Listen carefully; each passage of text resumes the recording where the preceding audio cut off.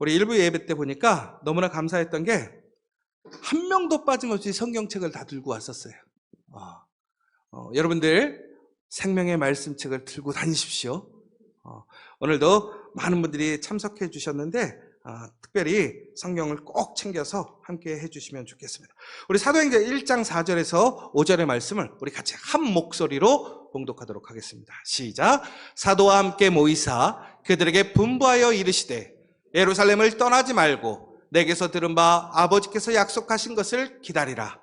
요한은 물로 세례를 베풀었으나 너희는 몇 날이 못되어 성령으로 세례를 받으리라 하셨느니라. 아멘. 오늘은 처음에 말씀드린 것처럼 성령 강림 주일입니다. 여러분 다시 한번 하나님의 놀라운 그 약속, 그 선물인 성령을 충만하게 받는 저 여러분 되시기를 간절히 축원합니다. 여러분, 특별히 예수님께서는 제자들에게 말씀하셨습니다. 마지막 너희가 그 성령을 받기 전까지는 예루살렘에 머물러 있고 그 성령을 기다려서 성령을 덧입었을 때 너희가 땅끝까지 복음을 증거하러 가라고 했습니다. 다시 얘기하자면 우리가 이제 예수님의 부활을 통해서 우리는 예수님의 다시 놀라운 은혜를 체험하게 되었습니다. 예수님을 배신하고 배반했던 모든 제자들이 예수님의 사랑과 은혜로 다시 모이게 되었고 그들은 변함없는 하나님의 사랑과 은혜와 구원을 경험하게 되었습니다. 그리고 더 나아가 예수님은 이제 그 믿음의 제자들에게 예수님의 놀라운 그 명령을 주셨습니다. 권능을 힘입어 땅끝까지 그 그리스도의 복음을 증거하는 사명을 주셨습니다. 그러나 그 사명을 감당하기에는 그 제자들의 능력으로는 할 수가 없었더라는 것입니다. 여러분, 우리 그리스도인들은 세상적으로 보면 성공한 사람도 있고 성공하지 못한 사람도 있습니다. 부유한 사람도 있고 부유하지 못한 사람도 있습니다. 더 나아가서는 특별한 능력이 있는 사람도 있고 능력이 없는 사람도 있습니다. 그럼에도 불구하고 예수님의 제자들은 어떠한 특별한 능력이나 후원자나 혹은 특별한 어떠한 전사님 머리 떼주세요.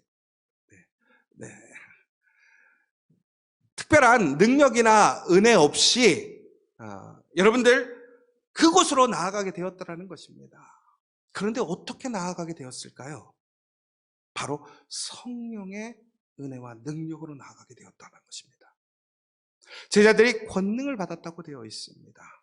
권능은 권위입니다. 세상 사람들과 다른 특별한 권위가 제자들에게 있었다는 거예요. 차이가 있었다는 거예요. 다른 점이 있었다는 것입니다. 그 차이와 다른 점이 무엇이냐? 바로 성령의 능력이었다는 것입니다. 내가 아무것도 없고 아무 능력도 없고 나를 후원하는 사람이 없고 나를 지원하는 사람이 없을지라도 우리에게 성령이 임하시면 성령의 능력이 충만해지면 우리는 그 세상을 이길 힘을 갖게 됨을 믿으시기 바랍니다. 그래서 오늘 우리에게 성령을 기다리라고 되어 있습니다. 특별히 요한복음에는 이 성령을 보혜사라고 얘기하고 있습니다. 이 보혜사는 돕는 자, 위로자, 변호자, 중재자 등을 이야기합니다. 여러분, 우리가 한번 성경을 같이 봤으면 좋겠습니다. 우리 보혜사에 대한 성령의 구절이 요한복음 14장 16절, 17절, 14장 26절, 15장 26절, 16장 7절에서 8절에 있습니다. 우리 앞에 한번 보시고 같이 읽도록 하겠습니다. 우리 함께 읽도록 하겠습니다. 내가 아버지께 구하겠으니 그가 또 다른 보혜사를 너희에게 주사 영원토록 너희와 함께 있게 하리니 그는 진리의 영이라. 세상은 능히 그를 받지 못하나니 이는 그를 보지도 못하고 알지도 못함이라. 그러나 너희는 그를 아나니 그는 너희와 함께 거하시며 또 너희 속에 계시겠음이니라. 우리 14장 26절을 함께 읽도록 하겠습니다. 보혜사 곧 아버지께서 내 이름으로 보내실 성령 그가 너희에게 모든 것을 가르치고 내가 너에게 말한 모든 것을 생각나게 하리라. 15장 26절을 함께 읽도록 하겠습니다. 내가 아버지께로부터 너희에게 보낼 보혜사 곧 아버지께로부터 나오시는 진리의 성령이 오실 때에 그가 나를 증언하실 것이요. 마지막으로 16장 7절에서 8절의 말씀을 읽도록 하겠습니다. 그러나 내가 너희에게 실상을 말하노니 내가 떠나는 것이 너희에게 유익이라. 내가 떠나지 아니하면 보혜사가 너희에게로 오시지 아니할 것이요. 가면 내가 그를 너희에게로 보내리니 그가 와서 죄에 대하여 의에 대하여 심판에 대하여 세상을 책망하시리라. 아멘. 오늘 이 보혜사에 대한 역할과 의미에 대해서 오늘 성경의 말씀들은 이야기해 주고 있습니다. 결국은 보혜사 성령이란 무엇이냐? 위로자고 도움을 주시는 분이라는 것입니다. 진리의 영이라는 것입니다. 증언자이고 죄에 대한 책망을 나타내시는 분이 바로 보혜사 성령이라는 것입니다. 여러분, 그런데 우리가 여기서 아주 중요한 의문점이 하나 생기게 됩니다. 오늘 예수님은 제자들에게 나타나셔서 그들을 위로하시고 회복하시고 그들에게 새로운 능력을 주셨습니다. 그런데 그들에게 분명히 이렇게 얘기하십니다. 그 성령을 기다리라고 얘기하고 있습니다. 그런데 여러분, 오늘 예수님께서 부활하신 이후에 제자들에게 나타나셨을 때에 그 예수님이 제자들에게 나타나셨던 그 상황을 성경의 여러 부분에서는 동일하게 이야기하고 있습니다. 마태복음 28장 16절에서 20절, 마가복음 16장 14절에서 18절, 요한복음 20장 19절에서 23절에서는 예수님께서 제자들에게 나타나셔서 그들에게 말씀하시는 동일한 장면을 그 저자들의 다른 시각으로 나타내고 있습니다. 특별히 큰 차이점을 나타내고 있는 구절이 있습니다. 누가복음과 사도행전을 우리는 함께 봐야 한다라고 얘기를 하고 있습니다. 그런데 누가복음에서는 분명히 무엇이라고 얘기하고 있냐면, 누가복음 우리 24장 49절을 한번 찾아볼까요? 누가복음 24장 49절입니다.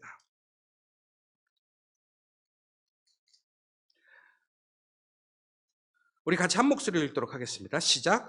볼지어다 내가 내 아버지께서 약속하신 것을 너희에게 보내리니 너희는 위로부터 능력으로 입혀질 때까지 이 성에 머물라 하시니라.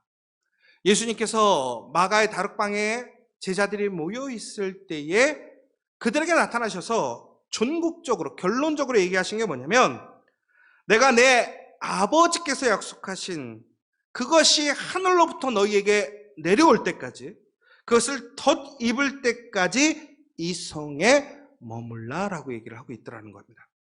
그런데 여러분, 아이러니한 건 요한복음 20장 19절에서 23절의 말씀입니다.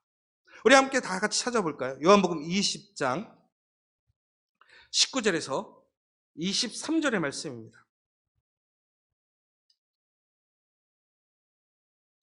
22절, 23절을 읽도록 하겠습니다.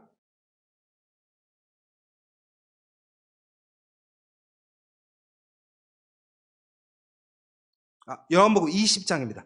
20장 22절, 23절입니다.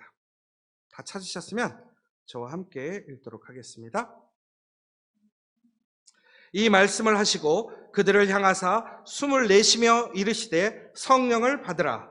너희가 누구의 죄든지 사하면 사하여질 것이요 누구의 죄든지 그대로 두면 그대로 있으리라 하시니라. 아멘. 여러분, 지금 이 본문에 아주 큰 차이점을 아시겠습니까? 누가복음과 요한복음의 차이점. 누가복음에는 무엇이라고 되어 있냐면 성령을 받았다라고 되어 있습니까? 성령을 기다리라고 되어 있습니까? 성령을 기다리라고 되어 있습니다. 그런데 오늘 요한복음 20장 19절에 보면 뭐라고 되어 있냐면, 예수님께서 그들을 향하여 숨을 내쉬며 이르시되 성령을 받으라. 성령 받은 거예요, 안 받은 거예요? 받은 거예요. 예수님께서 성령을 그들에게 어떻게 하신 거예요? 내어 주신 거예요. 그리고 뭐라고 하신 거예요? 받으라.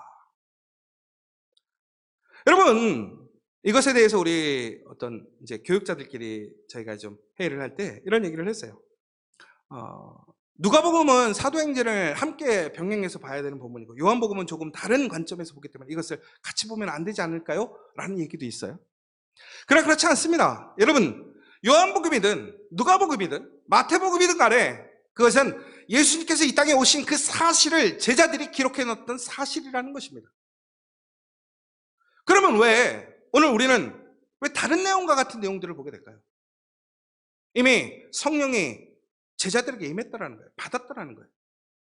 그런데 왜 누가복음에서는, 특별히 또한 사도행전에서는 그들에게 예루살렘을 떠나지 말고 성령을 받으라라고 얘기를 하는 것일까요? 여러분, 예수님 믿으십니까? 여러분, 예수님 믿으십니까? 여러분, 안 믿으세요? 대답들이 없네. 여러분, 예수님 믿으십니까? 여러분, 그러면 예수님을 믿었으면 여러분 성령님과 함께 하십니까? 여러분, 근데 이거 습관적으로 아멘하지 마시고요, 생각해서 말하셔야 돼요. 여러분, 우리가 예수를 주로 고백할 수 있다고 하는 것은 우리의 의지나 우리의 지식으로 되는 것이 아니라 오직 누구의 도움으로? 성령의 도움으로 오직 예수를 주로 시인할 수 있고 고백할 수 있다고 되어 있습니다. 그럼 다시 얘기하자면 여러분들에게는 지금 성령이 함께 하시는 것입니까? 함께 안 하시는 것입니까? 함께 하셨기 때문에 예수를 주로 고백하게 되었다는 것입니다. 그러면 다시 얘기하자면 여러분, 우리는 이미 성령을 받았다는 것입니다. 예수님의 제자들 또한 그들이 마가의 다락방에 두려움에 떨고 있을 때, 그 문을 걸어 잠기고 그들은 불안에 떨고 있을 때에 예수님을 만나게 되었고 예수님께서 이미 그들에겐 성령을 주셨다라는 것입니다. 그런데 왜 예수님은 다시 하늘에서 올 예수님이 약속하실 그 성령을 기다리라고 말씀하셨을까요? 여러분, 우리 누가복음 24장 49절 아까 전에 봤잖아요. 다시 한번 보면 이렇게 되어 있잖아요. 분명하게 내 아버지께서 약속하신 것을 너에게 보내리니 라고 되어 있습니다. 그런데 이 약속하신 것이라는 것은 결국은 뭐냐? 바로 구약에 나와 있는 에스겔서 36장 26절에서 27절에 나와 있는 말씀입니다. 우리 같이 한번 좀 찾아볼까요? 구약성경 에스겔 36장 26절에서 27절의 말씀입니다.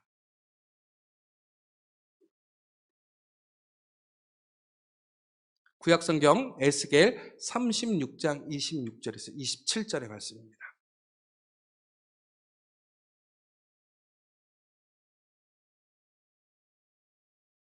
자꾸 어려운 일을 시켜서 죄송합니다. 자, 우리 같이 한 목소리 읽도록 하겠습니다. 또 새 영을 너희 속에 두고 새 마음을 너희에게 주되 너희 육신에서 굳은 마음을 제거하고 부드러운 마음을 줄 것이며 또 내 영을 너희 속에 두어 너희로 내 율례를 행하게 하리니 너희가 내 규례를 지켜 행할지라. 아멘. 여러분, 에스겔이 마른 뼈들이 살아나게 되었습니다. 마른 바닥이 생수로 넘쳐 흘러나게 되었습니다. 여러분, 중요한 것은 바로 이 새 영을 통해 우리는 살아나게 됩니다. 이 새 영은 우리에게 새 마음을 준다는 거예요. 딱딱한 마음이 아니라 부드러운 마음, 살아있는 마음, 생기 있는 마음을 준다는 거예요. 결국 그 마음을 통해서 우리는 예수 그리스도를 알게 되는 것입니다. 또한 예수와 함께 살아갈 수 있게 되는 거예요. 그로 인하여 우리는 그 말씀을 지킬 수 있고 그 말씀으로 참여할 수 있게 되고 그 말씀의 은혜 안에 살아갈 수 있게 된다는 거예요. 그 성령이 우리에게 내려오게 될 것이라는 것입니다.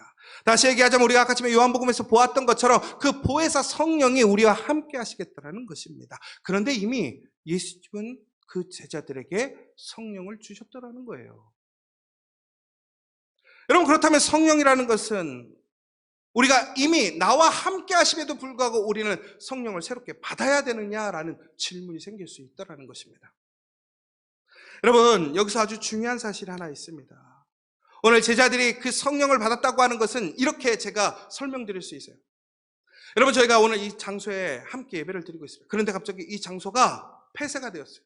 건물이 무너져서 공기가 하나도 들어오지 못해요. 그래서 여기서의 공기가 모두가 다 사라져 버렸어요.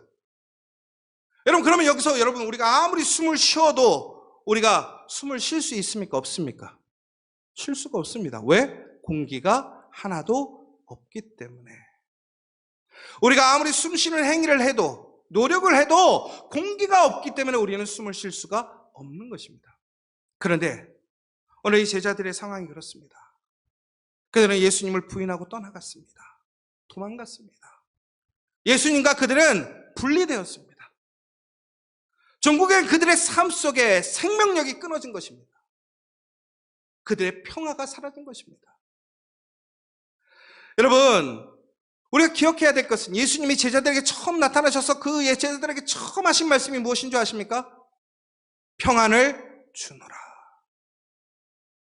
여러분, 성경들을 잘 보십시오. 예수님께서 부활하신 이후에 제자들을 만날 때마다 예수님의 제자들에게 말씀하시는 것이 있습니다. 평안을 너희에게 주노라.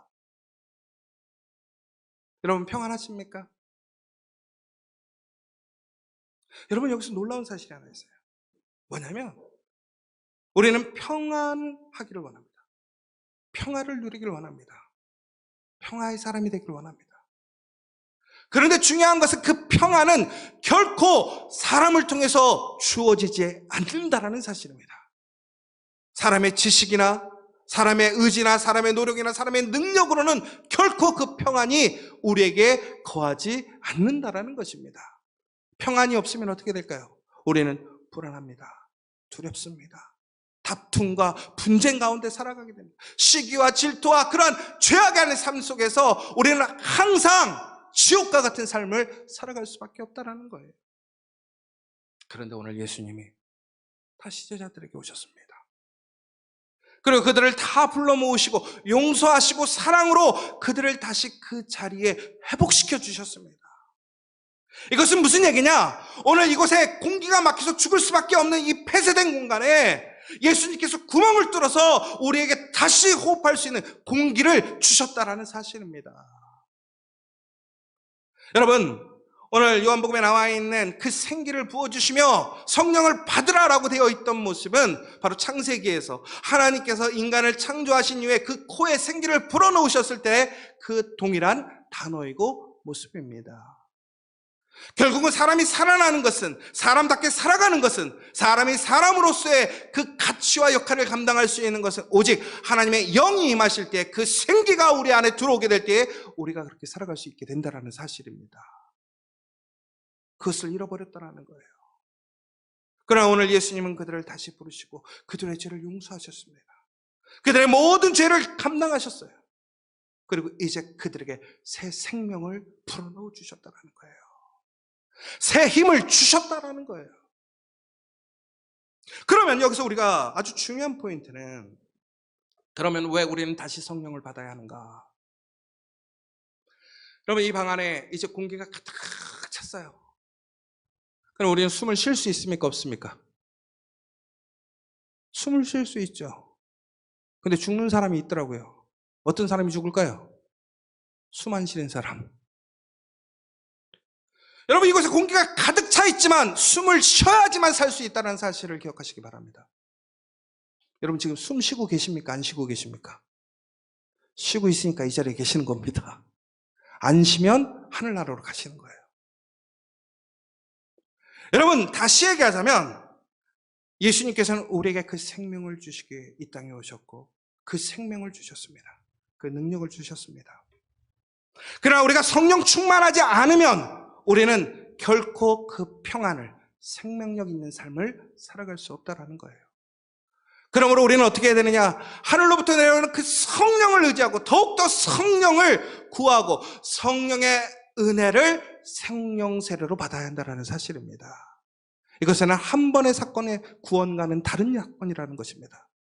우리가 매일매일 호흡하며 숨쉬고 살아가야 하는 것처럼 우리는 매일매일 성령의 능력을 힘입어 그 성령의 사람으로 살아가게 될 때에 우리는 그 화평을, 그 평화를, 그 평강을 누릴 수 있게 됨을 믿으시기 바랍니다. 여러분, 오늘 예수님의 제자들에게 예수님께서 이렇게 말씀하셨습니다. 너희는 예루살렘을 떠나지 말고서 내게서 들은 바 아버지께서 약속하신 것을 기다리라. 여러분, 그런데 이 예루살렘이라는 이 예루살렘의 뜻이 무엇이냐면 평화의 터전이라는 뜻입니다. 예루살렘이. 그럼 무슨 얘기입니까? 너희는 평화의 터전을 떠나지 말라라는 것입니다. 여러분, 그런데 예루살렘이 평화의 터전입니까?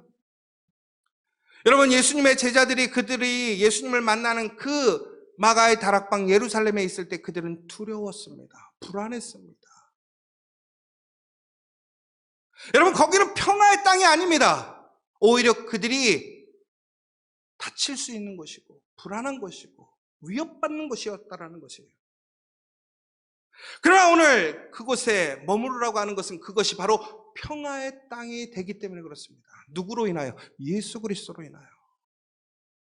다시 얘기하자면 예수님이 함께 하시면 그 땅은 위협의 땅, 불안의 땅, 두려움의 땅이 아닌 평화의 땅, 생명의 땅, 회복의 땅, 살아나는 땅이 되는 줄 믿으시기 바랍니다.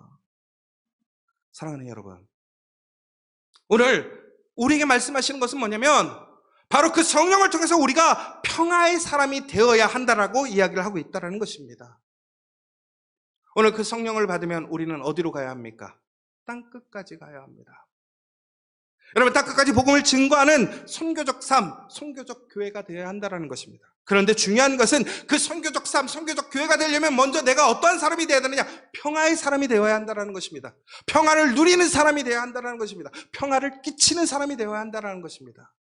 다시 얘기하자면 여러분들 지금 평안하십니까? 여러분, 평화를 만들어가는 사람이냐 이거예요. 그런데 우리는 어떻습니까? 작은 문제와 어려움만 와도 내 생각만 달라도 우리는 평화를 잃어버립니다. 항상 불안해하고 두려워하고 갈급해하고 목말라하고. 여러분, 그러나 하나님이 주시는 평화는 세상이 주는 평화가 아닙니다. 그 평화는 어떠한 세상의 것도 빼앗아갈 수 없고 이 평화와 성령의 능력은 그 모든 것을 이기게 됨을 기억하시기 바랍니다. 여러분, 우리가 열왕기상에 보면 르호보암과 여로보암의 이야기가 나옵니다. 여러분 잘 아시는 것처럼 여로보암이 전국에는 실패했던 이유가 무엇이었습니까? 예루살렘 땅을 소유하지 못했기 때문에 불안해합니다. 두려워합니다. 그리고 전국에는 그는 어떻게 합니까? 그 땅을 차지하기 위해 힘을 씁니다. 문제를 일으키고 싸움을 일으키고 사람의 방식으로 우리가 우상을 섬기게 됩니다. 평화를 깨버립니다. 여러분, 얼마나 아이러니한 상황입니까? 평화의 땅을 차지하기 위해 평화를 깨버립니다. 평화를 포기해버립니다. 여러분, 그런데 르호보암은 어떻습니까? 올바르고 지혜로운 왕은 아니었습니다. 그런데 그가 이스라엘을 얻기 위하여 군대를 일으킵니다. 평화를 깨려고 했습니다. 하나님께서 명령하시자 그는 그것을 포기하고 평화를 지킵니다. 전국에는 어떻게 됩니까? 다윗에게 주었던 그 자손들에게 이어지는 왕권의 복을 계속해서 이어가게 되는 것을 보게 됩니다. 여러분, 평화의 사람에게 복이 주어짐을 기억하시기 바랍니다. 평화롭게 사는 것이 바로 성령 충만함의 증거인 것을 여러분 기억하시기 바랍니다. 여러분, 그런데 놀랍게도 이러한 모든 사건의 증거들을 우선 예수님의 제자들이 아닌 여인과 그 밖에 더 믿음이 없는 사람들에게 나타나서 말씀하셨더라는 거예요. 여러분, 사도행전에 보면 세상 땅끝까지 복음을 증거하는 사람들은 누구입니까? 오늘 예수님께서 엠마오에서 만났던 그 사람들입니까? 여인들입니까? 아니요, 예수님의 제자들이에요. 그런데 왜 예수님의 제자들에게 나타나시지 않고 오히려 여인과 그 밖에 다른 연약한 믿음을 가진 온전히 믿지 못하는 그러한 어리석은 사람들에게 나타나셨을까요? 결국은 바로 그 성령이 임하시면 그 모든 사람을 변화시키신다는 거예요. 그러한 사람에게도 능력을 주시고 평안을 주시고 기쁨을 주신다는 사실입니다. 더 나아가 하나님께서 하나님의 그 부르심을 통해서 세우신 사람들에게 하나님의 평안을 주시지 않겠습니까? 능력을 주시지 않겠습니까?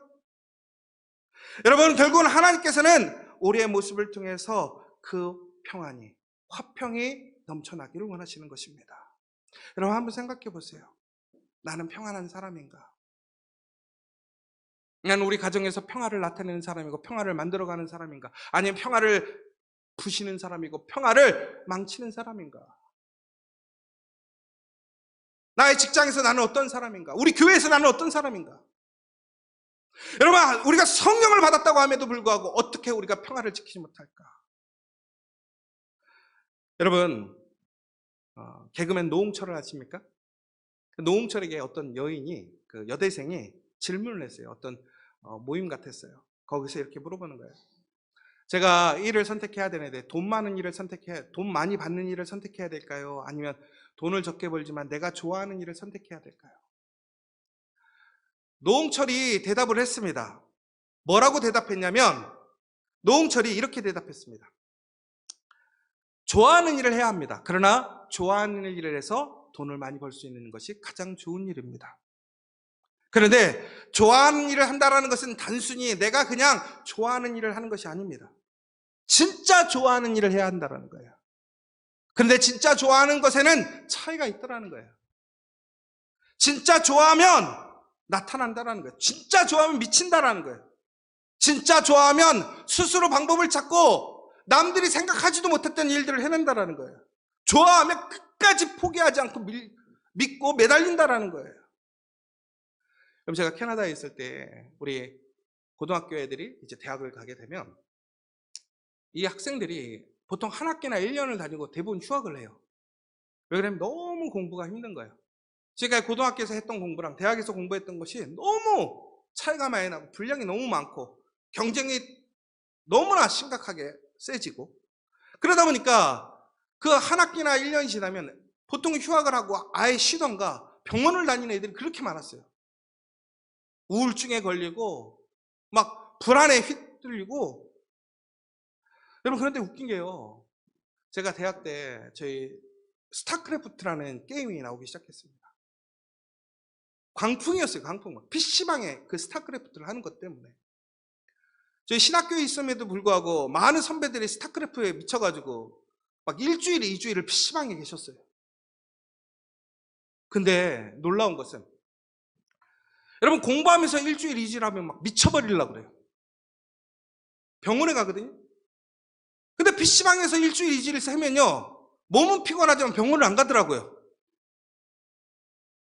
왜 그래요? 좋아하는 일을 하니까. 그래서 노홍철이 그랬어요. 자신은 어디를 가나 사람들이 너는 안 된다. 세상과 안 맞는다. 너 써줄 데 없을 거다. 너는 정통으로 가면 안 될 거다. 근데 진짜 좋아하는 일하니까 나중에 자기를 찾으러 오더래요.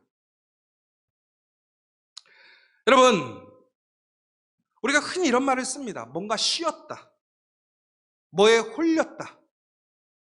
여러분, 이것은 결국 무엇인가 미친 거, 좋아하는 것에 푹 빠져 있는 상태를 얘기합니다. 제가 처음 전도사를 나갔을 때 저는 거기서 예수님을 만났습니다. 지금까지 알지 못했던 걸 알게 됐어요. 능력을 알게 됐어요. 너무 좋더라고요. 무엇보다 소망이 생기더라고요. 희망이 생겨요. 얼마나 좋았는지 제가 처음 전도사를 나갔는데 주일하고 토요일만 나가면 되는데 제가 수요일도 나가고 평일도 나가는 거예요. 교회 나오라고 하지 않고 오히려 교회에서 부목사님들이 불렀어요. 그만 나오라고. 부담스럽다고. 그런데 제가 왜 교회를 열심히 나갔을까요? 담임 목사님한테 잘 보이려고? 아니에요. 너무 좋았어요. 예배 드리는 게 너무 좋았고 준비하는 게 좋았고 전도하는 게 너무 좋았어요. 한 번도 전도를 쉬어본 적이 없어요. 토요일 날. 허투루 하지 않았어요. 어마어마한 행사를 했어요. 매일매일 축제와 같은 예배를 드리려고 준비를 많이 했어요. 그러니까 교회를 계속 할 수밖에 없더라고요. 한 번은 교회에 많은 장비들이 필요해서 없어서 결국에는 선생님들하고 만들었어요. 빔 프로젝터를 안 사줘서 노래방 기계로 빔 프로젝터를 만들었어요. 여러분, 한 번은 교회 인테리어를 해야 되는데 저는 거의 한 달에 한 번씩 환경미화를 했어요. 그 설교 주제에 맞춰서. 근데 그때 흔한 얘기로 갈대가 필요했어요. 갈대가. 그때 주간이. 근데 갈대를 구할 데가 없는 거예요. 그래서 어떻게 했냐면 선생님들하고 밤에 한강에 가서 갈대를 꺾고 와서 그 갈대를 벽에 다 붙였어요. 지금은 그러면 잡혀가요? 지금은 그렇게 하면 안 돼요. 옛날에는 그게 이제 어느 정도 통용이 됐던 시대예요. 근데 저만 그런 게 아니라 선생님들도 다 같이 나와서 말도 안 되는 그런 일들을 했어요. 왜? 좋아서. 제가 이제 교회를 옮겼어요. 저 하루에 3시간 이상 자본 적이 없어요. 잠 더 안 잔다고 더 월급 많이 주는 거 아니에요. 교회 한 부서였는데 3부서로 나눴어요. 100명씩. 왜 그런 줄 아세요? 너무 좋아서. 나중에 목사님이 불렀어요. 그만하래요, 일. 근데 더 했어요.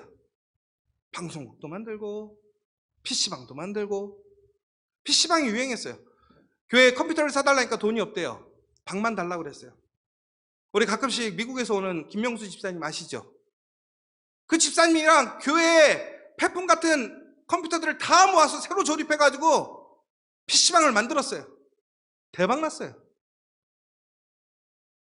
여러분, 그렇다고 해서 제가 월급을 더 받느냐? 그렇지 않아요. 왜 그럽니까? 좋아서 하는 거예요. 좋아서. 여러분, 좋아서 하는 일은 차이가 있어요. 여러분, 우리가 평화의 사람이 돼야 합니다. 우리는 평화의 사람입니다. 그러나 이것은 의무가 아니에요. 평화 사람이 되어야 하는 것이 아니라 우리 이미 평화의 사람이라는 거예요. 그것을 누리는 사람은 가는 곳마다 평화롭게 하는 사람입니다. 그렇지 않은 사람은 성령님 함께 하시면 경험하지 못하는 사람이라는 거예요.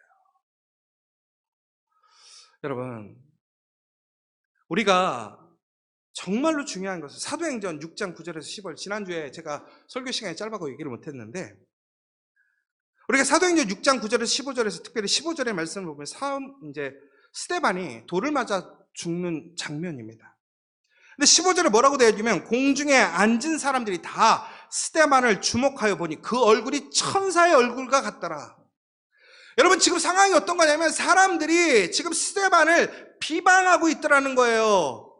논쟁한다라고 되어 있는데, 이 논쟁이라는 것은 결국은 뭐냐면 단순히 토론을 하는 것이 아닙니다. 헐뜯고 요구하고 질문하고 깎아내리는 거예요.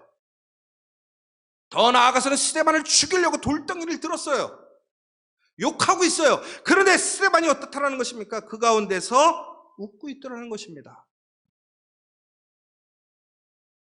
성령이 임하시면 우리에게 그 누구도 우리의 평안을 빼앗을 수 없더라는 거예요.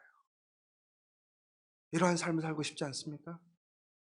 성령 받으면 가능합니다. 성령을 의지하면 가능하더라는 거예요. 여러분, 우리의 땅끝에 오해가 있더라고요. 예전에 백주년 교회를 세웠던 이재철 목사님이 이런 얘기했습니다. 땅끝은 지리적으로 먼 거리가 아니라는 거예요. 오늘 우리의 삶에 평화가 없는 그곳이 바로 우리의 땅끝이 될 수 있다는 거예요. 내가 살아가는 곳에서 내가 평화를 누리고 평화를 증거하고 평화의 능력을 행하고 영향력을 펼치는 것이 바로 우리의 사명이고 본분이고 성령의 시작이라는 거예요. 여러분, 그 땅끝은 내가 사는 자리에 평화롭게 살지 못하고 평화를 누리지 못하는데 어떻게 평화를 그 땅끝까지 증거할 수 있겠습니까? 영화롭이 평화롭지 못하고 평화를 깨부시는데 어떻게 우리가 그 사람들에게 평화로운 삶을 살라고 하겠습니까? 근데 중요한 것은 이것은 우리의 능력으로 되는 것이 아니라는 거예요. 성령 안에 있을 때 우리는 진정한 평안과 기쁨을 누릴 수 있고 권능을 누릴 수 있다는 사실입니다. 사랑하는 여러분, 지금 오늘 여러분 가운데 성령이 없다고 생각하신다면 여러분, 그 성령을 구하시기 바랍니다. 성령의 은사가 불일 듯 일어날 줄 믿습니다. 영적인 생명이 죽었다면 우리는 다시 살아나야 합니다. 또한 우리가 그러한 경험을 하지 못했다면 오늘 우리가 그것을 믿고 구한다면 그 은혜가 우리에게 주어질 줄 믿습니다. 그 능력이 주어질 줄 믿습니다. 그런 기적을 베풀어 주실 것입니다. 바로 그러한 생수의 강이 흘러넘쳐 여러분들에게 차고 넘치고 온전히 여러분들을 적시게 될 줄 믿습니다. 여러분, 이것은 매우 신비한 일입니다. 영적인 일입니다. 그러나 이 영적인 일을 체험한 사람들은 바로 그 예수 믿는 맛을 알게 되는 것입니다. 예수의 기쁨을 아는 것입니다. 즐거움을 아는 것입니다. 능력을 의지할 수 있는 것입니다. 여러분, 그러나 우리가 말한다고 권면한다고 절대 사람 변하지 않습니다. 어떻게 해야 됩니까? 그것을 누리는 내 삶이 증거가 돼야 되고 도전이 돼야 되는 줄 믿습니다. 저는 우리 지저처치가 그 평화를 누리는 그 평화의 능력을 행하는 지저처치가 되길 간절히 소망합니다. 오늘 13주년을 맞아서 우리 지저처치에게 그 성령의 은혜가 넘치기를 원합니다. 용서할 수 없는 사람을 용서하게 되고 할 수 없는 일을 하게 되고 예전에는 불평하던 일들이 기쁨으로 변하게 되고 손해볼까 겁나고 옹색하고 궁핍했던 삶이 이제는 너그럽고 정말로 다른 사람에게 아낌없이 걱정 없이 나눠주고 어떠한 순간에도 불안해하고 두려워하지 않고 담대하게 하나님 말씀에 선포할 수 있고 참여할 수 있는 그런 성령의 역사가 일어나기를 원합니다. 성령의 세례가 임하면 새 나라가 시작됩니다. 여러분의 삶이 바뀌게 됩니다. 저는 정말 여러분들에게 바라고 원하는 것은 무엇이냐면 저와 같이 그 성령을 경험하기를 원합니다. 저는 예수 만나고 인생이 달라졌습니다. 성령을 체험하고 그 능력이 달라졌고 삶의 목표가 달라졌습니다. 오늘 저에게 임했던 그 성령이 여러분에게도 동일하게 임할 줄 믿습니다. 오늘 이 시간 여러분 정말로 언제까지 그렇게 불쌍하게 살 겁니까? 시시하게 살 겁니까? 언제까지 그렇게 감동 없고 기쁨 없는 삶으로 살아가겠냐는 거예요. 우리에게 주어져 있는 삶이 그러한 삶이 아니라는 거예요. 예수님께서 제자들에게 나타나셔서 그들에게 성령을 부어주신 그날 우리의 삶은 바뀌게 되었습니다. 여러분 그렇게 살아야 되지 않아야 됩니다. 교회도 마찬가지예요. 교회가 힘이 없고 약해지는 것이 아닙니다. 교회는 원래 담대해야 합니다. 능력이 있어야 됩니다. 우리는 오늘 그것을 증거할 수 있는 그런 교회가 되기를 원합니다. 바로 하나님께서 우리에게 그 약속하신 성령을 주시겠다는 거예요. 우리 교회를 여러분을 그 자리에 초대하셨다는 것입니다. 오늘 이 시간 여러분, 우리는 이 영광스러운 하나님의 성령의 사건에 그 현장에 있는 저와 여러분인 것을 기억하시고 오늘 이 시간 그 놀라운 성령으로 변화된 삶, 은혜의 삶으로 나아가는 저와 여러분 되시기를 간절히 소망합니다.